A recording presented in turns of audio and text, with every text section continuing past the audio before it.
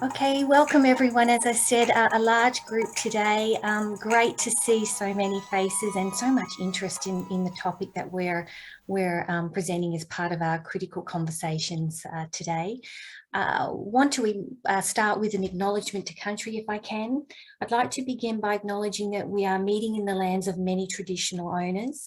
I pay my respects to those elders past and present, and to any First Nations people who are joining us today. My name's Rachel Barron and I'm a lecturer industry placements at La Trobe University.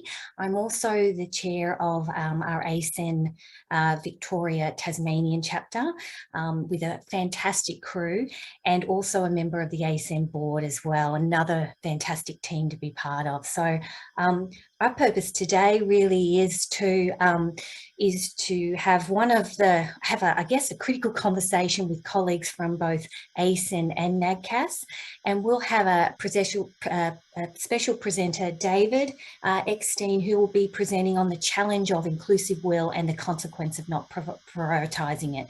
This is part of David's NESHI fellowship, so we're looking forward to hearing from him.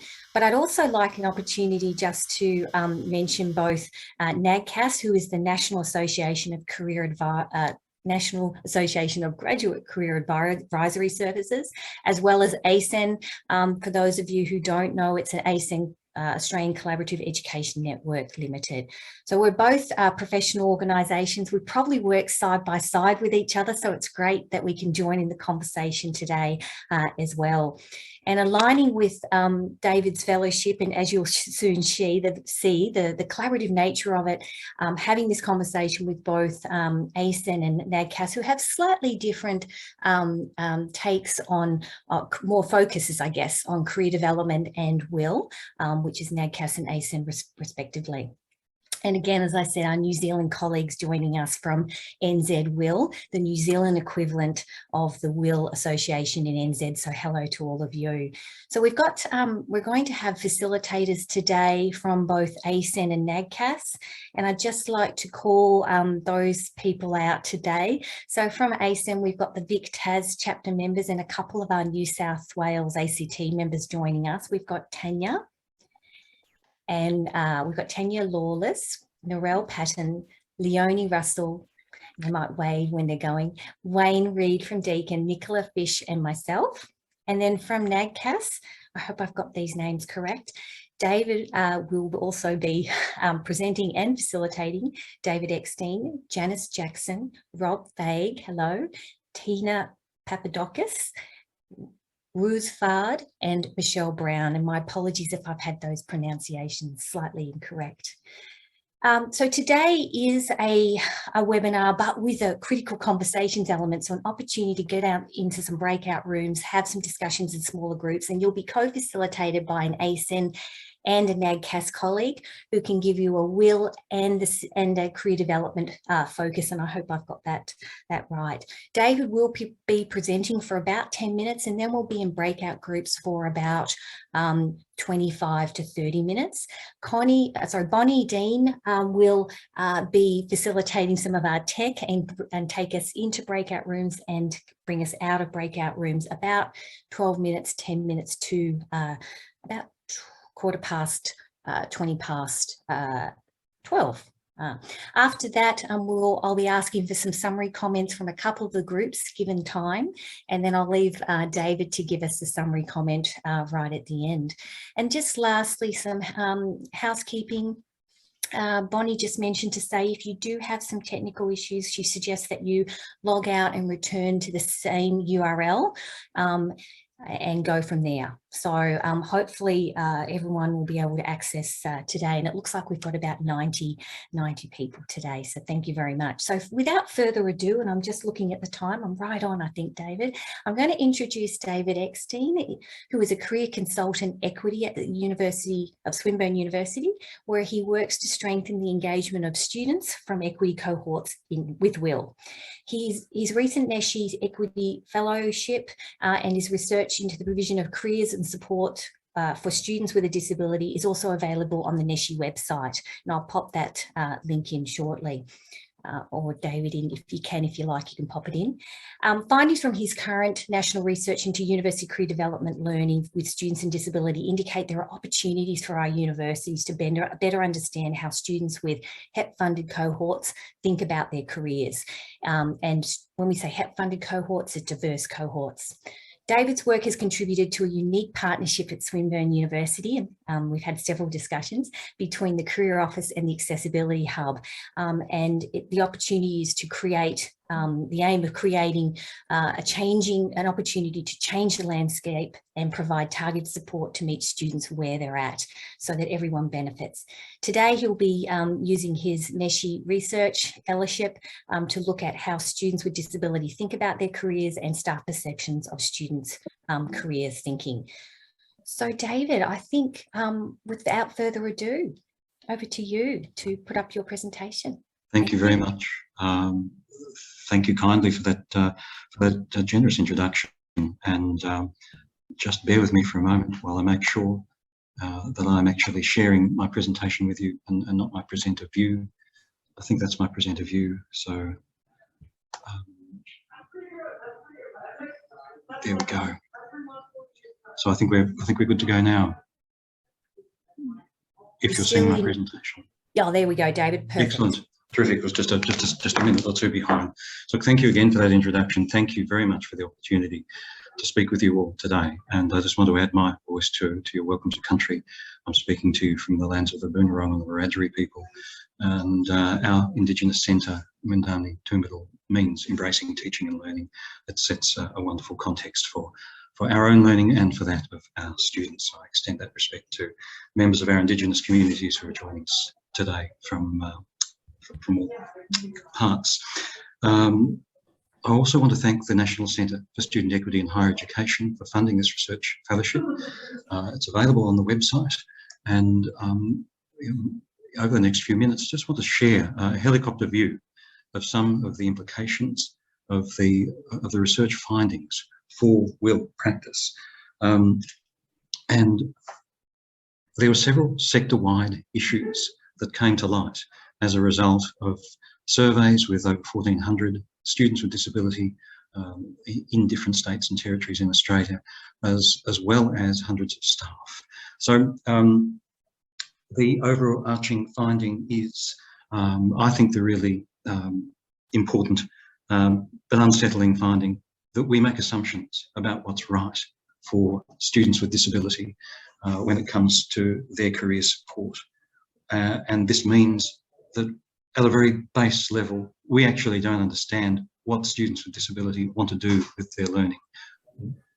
As a national group, university staff feel that students with disability don't know what they want to do with their learning. They don't know the work they want to do. Overwhelmingly, students with disability tell us the exact opposite. We know exactly what we want to do, but our experience to date tells us that we're not going to be allowed to do it if we share the fact that we live with disability.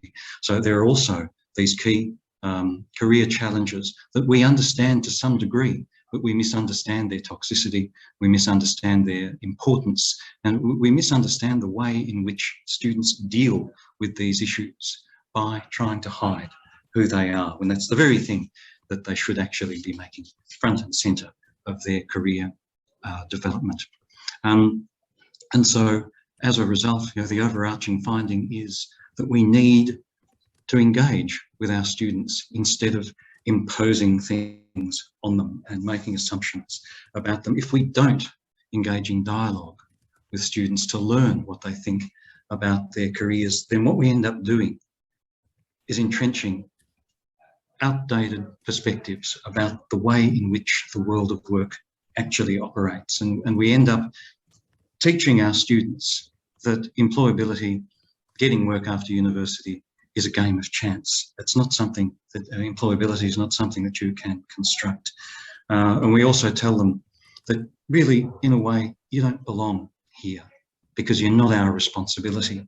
Now, these are disastrous findings. I think they're tragic things, and we need instead to be able to validate student aspiration, to help them interrogate their own sense of themselves as emerging professionals. I think that's our job.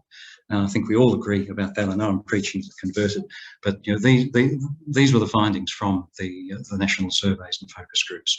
And so it's no surprise that we get this kind of comment from students. I can't do this, you need to do it for me. Because really what we're setting students up for is a sense of obligation that they have to take on the world in order to get a job. We also get this sort of feedback from students. It gets better. This is all about who you know. What you know does not count. And so we end up entrenching these jingoistic, outdated ideas. And the last one I think is my favourite, because it encapsulates the misunderstanding that we end up teaching students with disability about their career management responsibility. They come to us expecting that the careers officer is there to help find you a job, to give you a template for a resume, to give you a clever answer to an interview question, and we don't take them any further than that. And that's our issue. So students end up feeling that they need to hide who they are, and because they tell us, well, look, I can't share my disability status with prospective employers. I'm even reluctant to share it with a lot of people in the university because I'm far too used to being told as a result, well, then you're in the wrong course. You can't do this sort of thing. You're after an academic free kick. These are expressions that get used when people report their experience.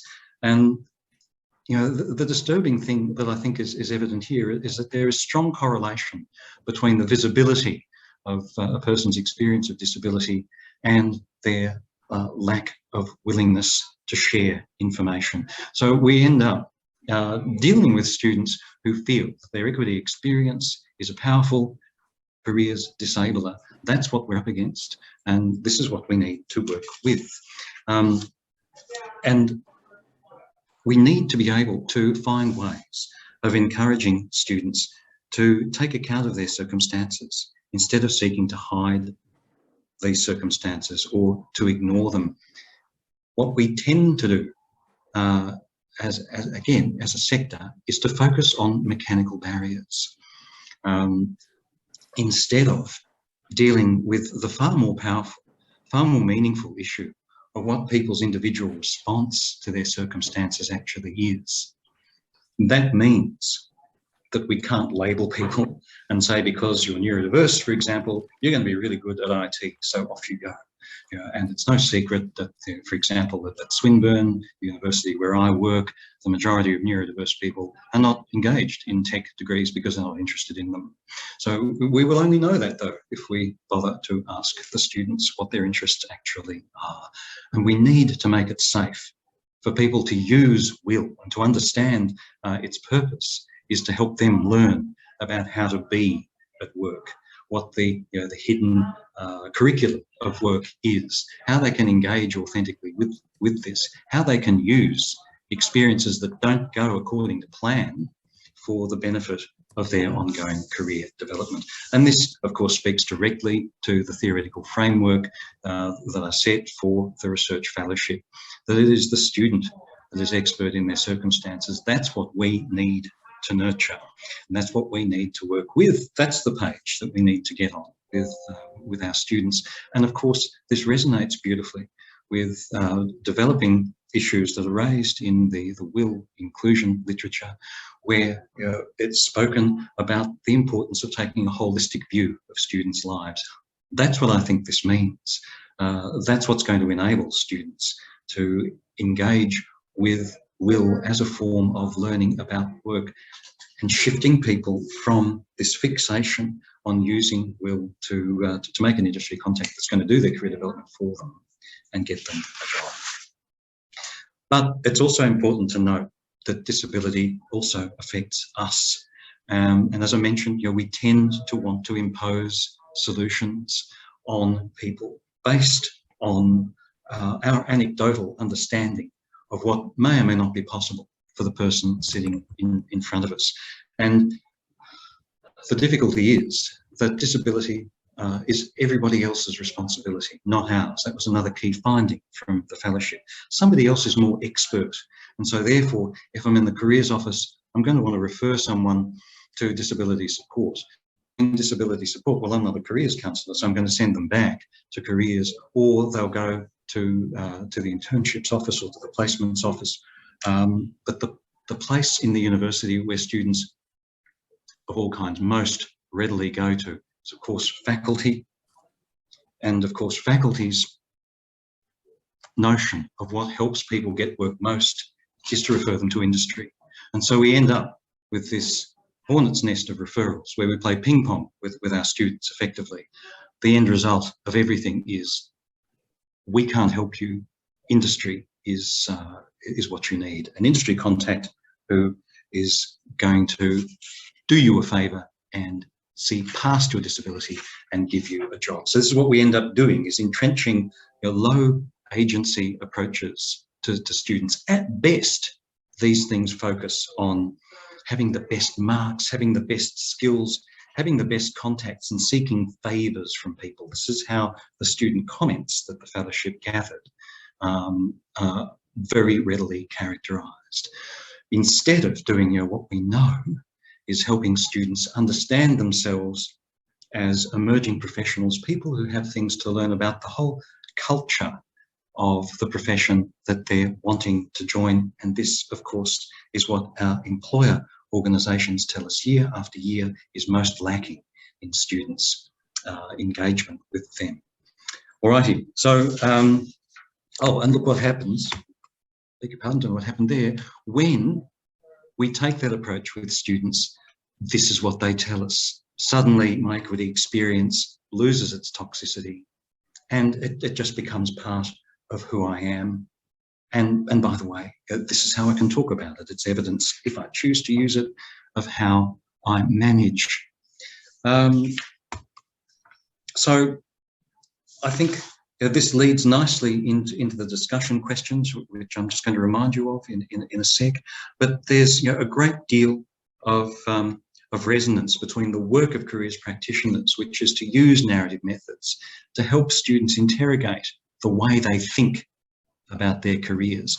Resonates beautifully with the sorts of things that are in the will literature about using circles of change, is the way it's referred to in one case, of helping students to interrogate their experience, identify understandings, strategies for dealing with obstacles, clarifying issues, and so on. But we can't do that while students feel that their top sources of career support are going to be these people who will do things for them. So I think that's our task. We know that with students from low socioeconomic backgrounds, or First Nations students, or regional, rural and remote students, experience anxiety, for example, about being seen to abandon the community that has given them a start. This interferes with their careers thinking in different ways. So I think these are the things that we can address in our groups now. The way in which will can be structured to help students develop the way they think about their careers. But we also need to be mindful that there are mixed understandings about what actually constitutes employability and what actually constitutes helpfulness when it comes to careers. Some of us are still vulnerable to the idea that I need to provide the solution and I need to fix things for the student. But we can be very targeted and also consider what is it that would help us make our will more inclusive for these key equity cohorts. So that's my nutshell introduction. And Rachel, thank you, and back to you. Thanks very much, David. And I noticed that, Connie, you've put oh, great, you've put some questions in the chat there, and I think Bonnie, you'll be putting us into groups just now, and we'll work with you. There you go, and we're all heading off now. See you soon.